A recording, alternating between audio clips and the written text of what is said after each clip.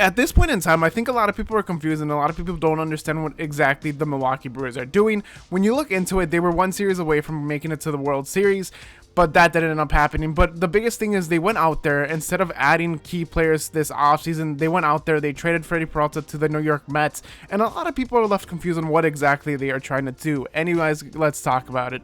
Hold on, before we move on to the video, if you guys can do me a huge favor, follow me if you like MLB content. Anyways, let's move on to the video. So what are the Milwaukee Brewers doing? Instead of going out there and getting acquisitions during the offseason, during free agency, they are instead trading their biggest ace. I mean, when you look into it, they did sign Brandon Woodruff to that one-year deal, that qualifying offer, but other than that, they've been really quiet when it comes to big players out there in free agency. Now, what if I told you this is nothing new when it comes to the Milwaukee Brewers? They're basically, our motto when it comes to this is they make great players.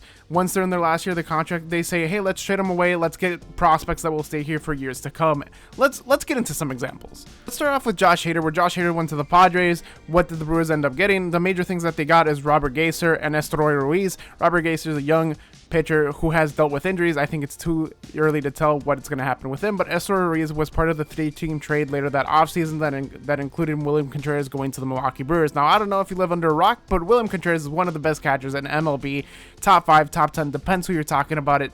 But yeah, this is just one of a few. Now let's move on to the next trade. Corbin Burnes, he went to the Baltimore Orioles. What did the Brewers end up getting? They got Joey Ortiz, they got DL Hall. DL Hall has been dealing with injuries. Once again, I think it's too early to tell. Joey Ortiz had that one good season in 2024, struggled in 2025, but they did need that one starter in shortstop because they did have that hole at the end of the day. Although Joey Ortiz hasn't been absolutely fantastic, it's a position that did need to get filled, and they're trying to hope for a bounce back when it comes to 2026. You move on to Devin Williams. Devin Williams got traded to the Yankees. What did the Brewers get? They got Nestor Cortes and they got Caleb Durbin. Nestor Cortes did play poorly. He was later traded to the Padres, but the biggest thing that they did get is that third baseman that they did have a hole in, and Caleb Durbin. Caleb Durbin absolutely performed great. He showed a few good flashes, and you're hoping for a great 2026 season when it comes to that.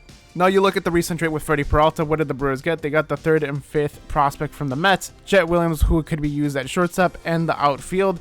They currently have Churro and Frelick out there, but they don't have that 1/3 player that's great out there because of injuries with Garrett Mitchell. Then you got that Brandon Sprout replacement of Freddy Peralta. I think you're hoping for some great things when it comes to that. By now you notice they make stars, they trade them away in their last year. Fans are very much upset, and I completely understand why. You want these stars to remain with the Milwaukee Brewers for years to come. They just do not pay their men. Instead, they trade them away. It's just the thing that they've been doing, and it has been working because these prospects do end up staying for years, and then once again, they trade them away. Anyways, guys, what do you guys think about this? Do you guys like it or do you guys hate it?